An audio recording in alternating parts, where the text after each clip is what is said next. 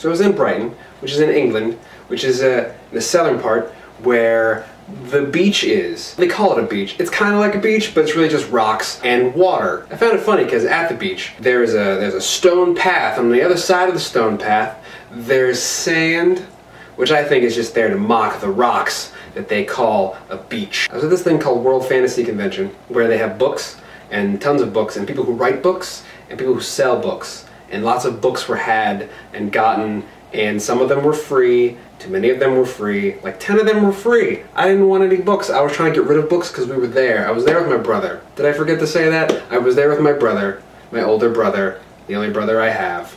I thank him very, very much for taking me along. I was there with my brother to help launch the Rosarium World Tour of We Sell Books and publish books. It was a publishing company. Rosarium was a publishing company my brother started not that long ago. He put out this thing called Mothership, pictured wherever I feel like putting it.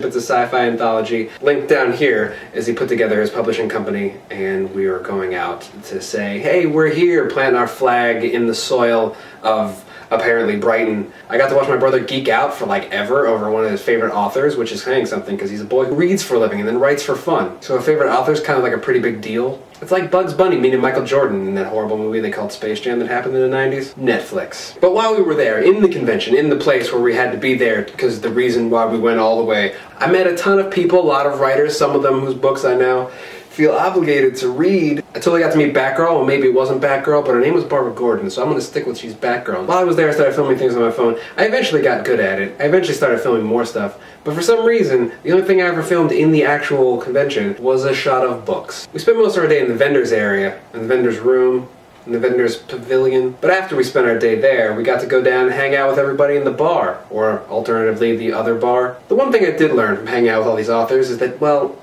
authors can drink. Like a lot. A good amount. Now maybe I'm just a person who doesn't drink and therefore thinks that any amount is a lot. No.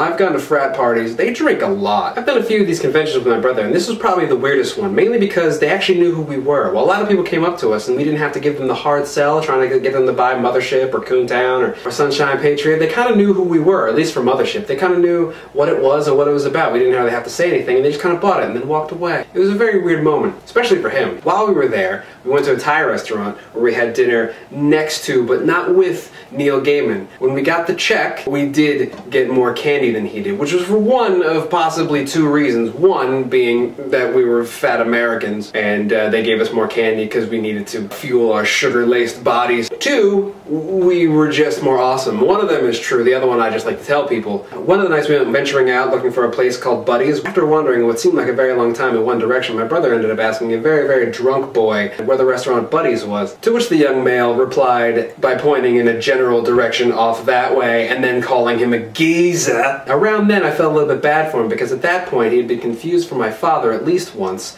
and he had to stand next to me as a woman looked me in the face and said, "We need more people like you, 20-year-old readers." To which I said thank you, because at that point, when someone knocks a decade off your age, that's what you say. At some point I found myself walking on the pier. They have a pier. It's a very nice pier. Strangely, they only have the one pier, and it seems to have 3 bars on it, which I think is a little bit excessive. In some ways it reminded me of the Jersey Shore, except it hasn't been swept away by some mega storm or inexplicably set on fire. I also found this. I bet it's a mess. I did watch a little television while I was there. It's strange how much British television is actually not that much British television and is in fact a lot of American television. The one thing they do have, still, is a channel that plays music videos, which is a foreign concept to me at this point. But that Lord album is kind of awesome, and I'm starting to get into Rizzle kicks. I had a kebab, which is not like a normal kebab that we would have here, like a thing on a stick, but over there it's kind of like a gyro, except more awesome for drunk people to smash into their faces. While I was caressing the rocky shores of Brighton, I also found myself in a fish and chips place, having what I like to think is the official fish and chips. Did you know there was a choice of fish? I feel like I've been cheated all these years. Whilst eating horribly late at night, I did notice one thing. The British don't like to put salt on any of their chips. As a man, a connoisseur if I will, of French fries, I think I like to put salt on them. And yet sometimes I found myself eating them without any salt on them. And sometimes putting vinegar on them. Also ketchup, because I'm a boy from Pittsburgh and we love our Heinz. So the British have an appreciation for mayonnaise that I find a little bit disturbing, but I kind of find a little bit awesome. Because they'll put it on anything. I don't necessarily like mayonnaise, but I don't necessarily hate it either. I guess I'm uncommon for a black man like that. Brighton is a fun fun town. I can see why it's basically a tourist trap. I did walk around the town for a little bit, and I did see a ton of shops. The one thing I eventually found, it took a little while, was a place to buy fruit. It's very hard to buy fruit in Brighton. I made a thing. I made more things. There's more. There's things. There's more. Just click on these things. There's these things right here. These things. Just these things. There's more. There's more. There's these things. There's these things or this one. Just click this one. No, do this. This one's good. I like this one. You will like this one. This one's actually pretty good.